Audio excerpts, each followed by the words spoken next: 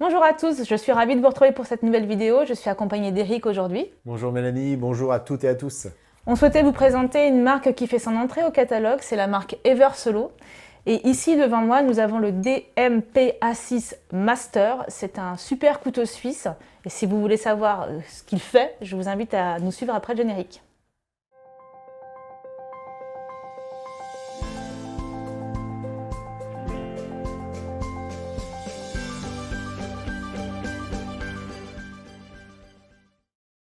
Eric, Eversolo, c'est qui, c'est quoi? C'est vrai que c'est tout nouveau et il y a aujourd'hui 2 produits au catalogue, mais un très gros succès.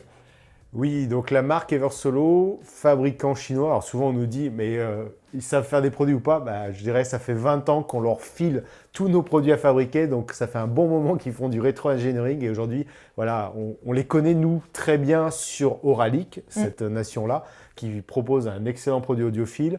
La marque Eversolo, c'est une filiale de la marque Zidou aussi, que nous on connaît très bien, parce que ce sont des lecteurs audio-vidéo dans la même tranche, dans la même concurrence que Zapiti. Là, c'est la version uniquement audio, avec 2 gammes à leur catalogue, des streamers, mais qu'on va voir qui font beaucoup de fonctions, qui vont bien plus loin en termes de sources, des DAC, et aujourd'hui on vous parle du DMP A6 et sa version Master Edition. Alors, DMP A6, DMP c'est pour Digital Media Player, un petit moyen mémotechnique de retenir le nom, et c'est un lecteur réseau. Oui, alors on a avec nous la Master Edition, mais ce qu'il faut savoir, c'est qu'on a 2 produits strictement identiques, voilà, sous la référence A6. C'est, comme tu viens de le citer, un lecteur réseau. Donc si vous avez l'habitude de nous suivre sur la télé, sur le blog, sur tous nos guides, qu'est-ce que c'est un lecteur réseau pour nous? C'est la partie streamer, des sources numériques, on va voir, hein, classique, internet, fichiers. La partie convertisseur, parce que c'est aussi un métier, si vous allez voir la gamme Z de chez Eversolo. Donc on a le streamer, la source. Ce qui est très intéressant, et comme Mélanie l'introduisait au début de notre vidéo, on a un véritable couteau suisse parce qu'on a sous le dessous de l'appareil, on va vous montrer les différents plans d'incrustation, vous avez un emplacement pour un disque SSD. Alors c'est les fameux petits disques durs tout fins qui ressemblent à des barrettes mémoire. Donc sur le modèle qu'on a ici, on a inséré un disque SSD. Donc ça veut dire que vous allez pouvoir stocker vos fichiers audio. Et comme vous pouvez le voir ici, en plus on lui a adjoint un lecteur CD, DVD, un classique informatique en USB. Et ça va permettre au produit de lire les CD. Comme une platine CD classique Voilà, en fait. c'est-à-dire qu'il les lit en direct. Souvent, on nous dit, oui, vous avez des serveurs chez Ineos, chez Melco, chez Bluesound, mais j'ai envie de lire un CD, j'ai pas envie de le ripper. C'est jamais possible. Voilà, donc lui, il permet de lire et il permet aussi de le ripper. Donc voilà, je dirais, on a toutes les fonctions, on sait tout faire et en plus, on va le voir avec toutes les connectiques, on peut venir brancher des sources externes aussi. Là, devant nous, nous avons la version Master. Donc, il y a une version classique, on va l'appeler comme ça. Il y a une grosse différence entre les 2 modèles. Effectivement, chez Eversolo, ils nous proposent dans exactement le même boîtier, le même écran, les mêmes connectiques, 2 produits. Le DMP A6 classique, qui est proposé à 859 €. Ouais, c'est ça. Et sa version haut de gamme, qui est proposée à 1299 €. La différence va se situer au niveau de la conversion afin de limiter le jitter, c'est toujours ce qu'on essaye de faire sur les sources numériques, de réduire au maximum la distorsion et le bruit qu'on peut avoir sur les rendus sonores. Et cela, ils l'ont fait voilà, en travaillant sur les différents composants, dont l'horloge. Là, on monte sur des horloges Phantom qu'on retrouve notamment chez Auralic. On vous donnera notre impression d'écoute entre le modèle classique et Master Edition dans la suite de la vidéo. Sur ces lecteurs réseau Eversolo, on retrouve vraiment toute la connectivité et toutes les sources musicales qu'on a eu l'habitude d'évoquer avec d'autres lecteurs réseau qu'on vous avait présentés sur d'autres vidéos. Exactement. Alors, vous avez peut-être l'impression qu'on se répète, mais de toute façon, ça fait partie de nos critères de choix. Quand on rentre un produit au catalogue, je dirais aujourd'hui, on est un spécialiste de la musique numérique, il se doit d'avoir un certain nombre de sources, que ce soit les plateformes, les protocoles. Donc, Eversolo ne déroge pas à la règle de tous les produits dans notre catalogue. On va retrouver les principales plateformes de streaming que sont Qobuz, Tidal, Deezer, Spotify, et on pourra même en ajouter d'autres, un peu comme le fait Stellencam. Au niveau des radios internet, un grand classique, l'appli TuneIn qui est intégrée. Donc ça veut dire que vous accédez à toutes vos radios, qu'elles soient locales, nationales, internationales, de manière gratuite. J'insiste parce qu'on a toujours la question. Il n'y a pas d'abonnement pour les radios captées par internet sur les lecteurs réseau comme l'Eversolo. La possibilité, je l'indiquais tout à l'heure, de lire nos fichiers audio, et on le verra, que ce soit par un disque externe, un disque SSD interne, et bien sûr, un serveur musical sur le réseau. Et les protocoles, ils sont aussi présents sur ce produit-là. Donc oui, on va retrouver l'UPnP DLNA, comme je l'évoquais tout à l'heure, pour l'accès à des fichiers distants sur le réseau. Si on a un serveur Roon, on aura cette possibilité-là. Donc on n'utilisera plus le système Eversolo de l'application, mais on sera sur du Roon. Et on va retrouver, de manière classique, la réception Bluetooth dans ses meilleures versions et l'AirPlay 2 de chez Apple. Alors quand on regarde un peu ce boîtier, il y a quand même du poids, il y a aussi un bel écran, donc on est quand même dans une finition excellente. Oui, alors ils sont inspirés de ce qu'ils avaient fait. Ils ont une expérience avec Zidoo, donc on retrouve une inspiration de certains modèles de Zidoo, où on a un boîtier, comme tu l'as dit, en aluminium, rigide. On sait que c'est un critère pour avoir un bon rendu sonore, c'est pas anodin.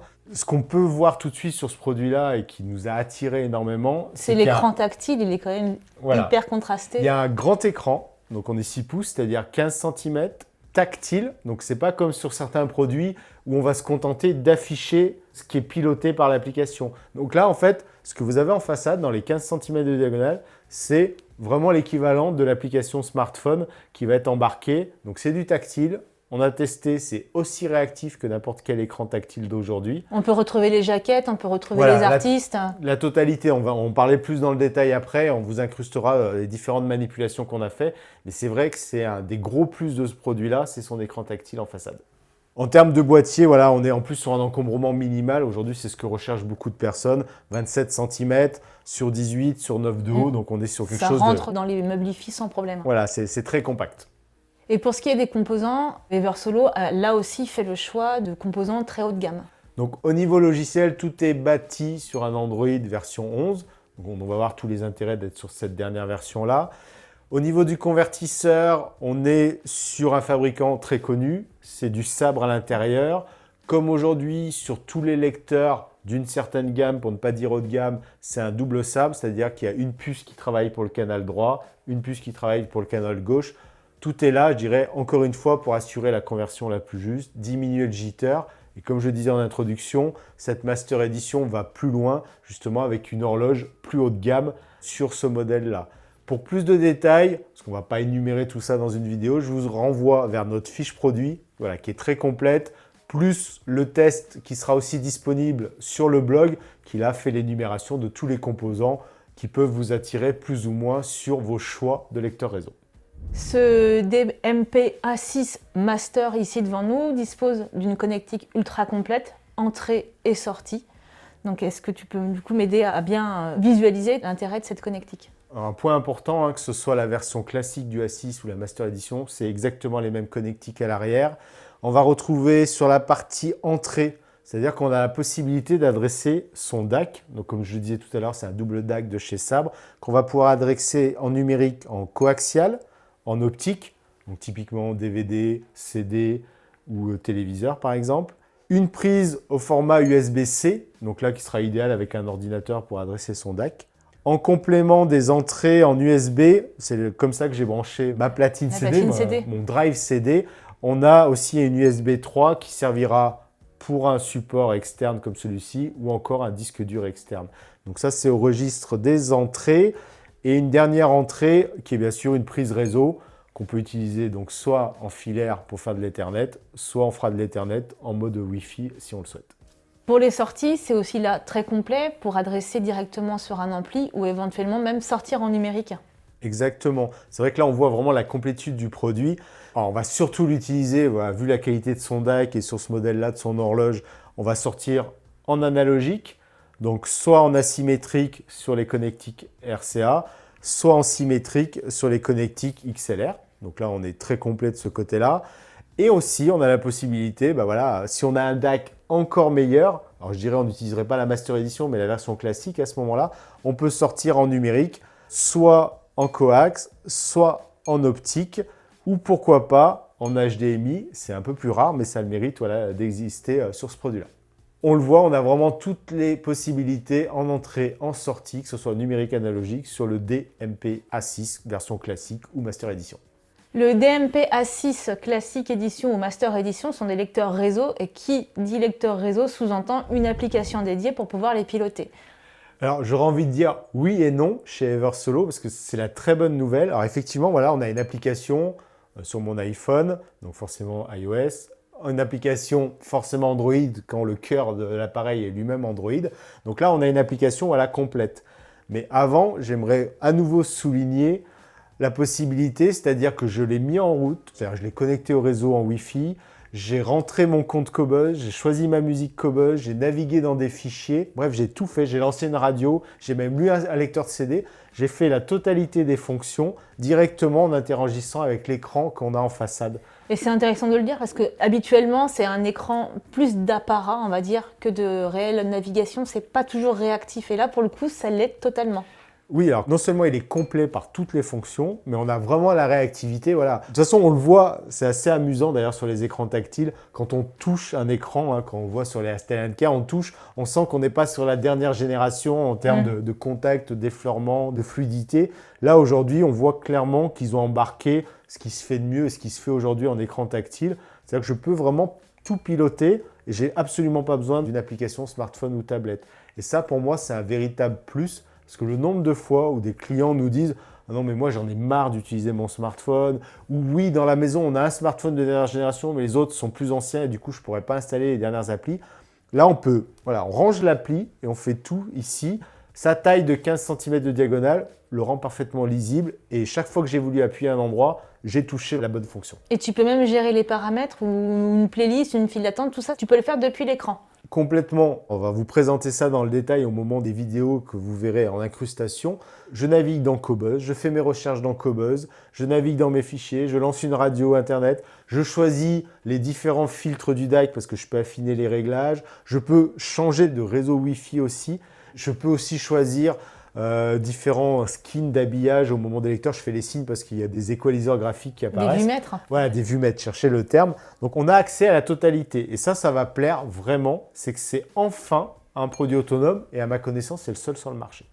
Et quand je t'écoute, j'ai l'impression que tout est parfait au niveau de l'écran et l'appli, elle est en retrait de ce que propose l'écran ou on est sur une appli parfaitement adéquate et ergonomique. Donc au niveau de l'appli, voilà que je l'ai ici, on retrouve les mêmes fonctions, la possibilité de choisir les sources externes, de choisir mes fichiers qui soient en réseau ou dans le disque SSD, la possibilité d'accéder à mes plateformes de streaming. Donc elle présente la totalité des fonctions et elle est assez proche, il pourrait l'améliorer, elle est assez proche des références du marché que sont BlueOS, Sonos, EOS. On est au niveau de ce que fait Cambridge avec Stream Magic, vous avez vu des derniers tests. Donc franchement, elle est parfaitement opérationnelle. Et alors, une fonction que je ne connaissais pas qui m'a bluffé, c'est qu'ici, on a le petit cast. Et en fait, ça va reproduire à l'identique ce que j'ai sur mon écran ici. C'est-à-dire que, voilà, tu le vois ici, quand je navigue là, ça interagit. Et ce qui est le plus bluffant, c'est quand je vais manipuler l'écran ici. Voilà. Donc, c'est ce qu'ils appellent le casque, c'est le miroir. Ça, c'est assez sympathique. C'est-à-dire que j'ai l'interface strictement identique ici et ici. Donc, voilà, petit bonus. On peut imaginer des fonctions assez sympas. J'ai un grand écran tactile et qui va reproduire à l'identique l'interface de cet écran. Donc là, de ce côté-là, le Eversolo DMP A6 classique ou Master Edition, c'est vraiment une très belle réussite. Jusqu'ici, on a parlé beaucoup technique, tous les avantages composants du produit, mais il y a quand même l'essentiel, c'est ok, c'est un super produit, mais c'est quoi sa musicalité? Il lit comment il se positionne dans le marché? Alors c'est vrai que quand on fait cela, on écoute d'abord tout seul, donc c'est ce qu'on a fait sur la Master Edition, qu'on a même comparé à la version A6. Donc on voit tout de suite le gap entre les deux. Sur la Master Edition, on a une très belle transparence. Ça c'est vraiment frappant, donc beaucoup de détails. Un aigu très présent, bien placé, donc c'est pour ça que je mettrais une petite précaution de l'associer avec des amplis et des enceintes qui savent parfaitement gérer, on va dire, le haut du spectre. Donc chez nous, par exemple, avec les Martin Logal, qui ont leur tweeter à ruban ou les Sonoro, le rendu est très équilibré sur l'ensemble du spectre. On a un grave parfaitement présent et on le voit clairement entre la Master Edition et l'édition classique. Le jitter mieux maîtrisé, la réduction de bruit, c'est quoi concrètement? C'est une meilleure dynamique, donc ça remplit encore plus la scène sonore. et puis un meilleur détachement des voix. Voilà, c'est ce que va apporter cette gestion-là. Et enfin, moi, j'y suis particulièrement sensible, la réduction du bruit, c'est-à-dire quand les interprètes, le chanteur, la chanteuse se tait, il y a un vrai silence, et quand ça redémarre. Donc voilà, c'est ce que va apporter la Master Edition. Donc pourquoi aller vers l'une ou vers l'autre? Je dirais, si vous comptez utiliser le DAC, vous n'avez pas un très bon DAC externe, bah, c'est un joli choix. Au début de la vidéo, on l'a évoqué comme un véritable couteau suisse, c'est-à-dire Reaper, Stoker, lecteur, avec un écran tactile, avec une télécommande, avec une application. Donc il se positionne par rapport à des produits très connus dans le catalogue. De quelle manière? C'est vrai que je vais d'abord, pour répondre à ta question, insister sur deux fonctions. Dont une, j'ai déjà parlé, je vais aller très vite, c'est ce côté miroir de l'écran de l'appareil sur un appareil smartphone, iOS ou Android. Ça, j'ai trouvé ça bluffant. Parce que c'est vrai qu'on en teste plein de produits. Et aujourd'hui, quand un commercial vient nous voir, un lecteur de plus, un serveur de plus, un Reaper de plus. Donc ça, j'ai trouvé ça sympa. Et l'autre truc qui m'a bluffé, c'est le lecteur de CD, où quand on met un CD, il apparaît directement et je peux lire mon CD et le ripper. Et ça, effectivement, sur le marché, ça n'existe pas. C'est-à-dire qu'aujourd'hui, les gens nous disent « Ah, je veux bien un Volt de Hit Blue Sound, je veux bien un Ineos, un Melco, mais je veux lire mon CD, je ne veux pas le ripper. » Alors, on leur explique, c'est le temps d'un café, 3 minutes et tout. Donc là, ce qui est très sympa sur ce produit-là et qui le démarque totalement de la concurrence, c'est qu'on peut faire les deux. C'est qu'on peut, là j'ai mis un CD, je peux le lire. Donc là, vous allez voir tout de suite apparaît la jaquette, toutes les pistes et autres. Et alors, ce qui m'a même encore plus bluffé, c'est que depuis mon application ou depuis l'écran, je peux changer l'ordre de lecture du CD et il va le faire en temps réel, sans le ripper. Tu choisis, c'est pas un shuffle Non, automatique. Voilà. Donc ça, c'est assez bluffant. Donc là, on voit qu'ils ont vraiment poussé assez loin ce côté-là. Donc oui, aujourd'hui, comme tu viens de le dire, c'est vraiment le couteau suisse. Il sait lire, il sait streamer, il sait ripper, il sait lire des CD. On peut venir lui brancher des sources numériques externes. On peut l'utiliser avec un DAC externe. Donc je dirais, on est vraiment sur quelque chose de superbe. Et puis, encore une fois, je ne connais pas de produit sur le marché dont l'écran donne accès à la totalité des fonctions sans utiliser une application. Je voulais juste préciser quelque chose. Tout à l'heure, tu nous as parlé que tu avais inséré un SSD sur le dessous de l'appareil. Alors, c'est vrai qu'on ne le voit pas, et tant mieux. Mais bon, c'est quelque chose qu'il faut quand même préciser. Donc, c'est vrai qu'il va vraiment loin. Puis, on peut s'en douter, c'est que si on rip, il faut bien que ça se stocke quelque part. Alors, petit bonus, parce que je me suis fait avoir.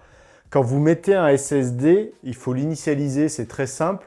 Et si on ne le fait pas, le RIP, il tombe sur la mémoire interne du produit. 32 Go, on ne va pas très loin. Alors que là, j'ai mis un disque de 2 Tera.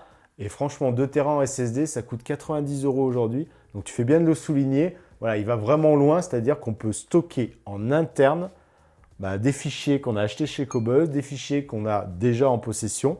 Et puis, tout ce qu'on va ripper va tomber directement là-dessus. Ripage classique, il retrouve toutes les métadonnées musicales, bien sûr.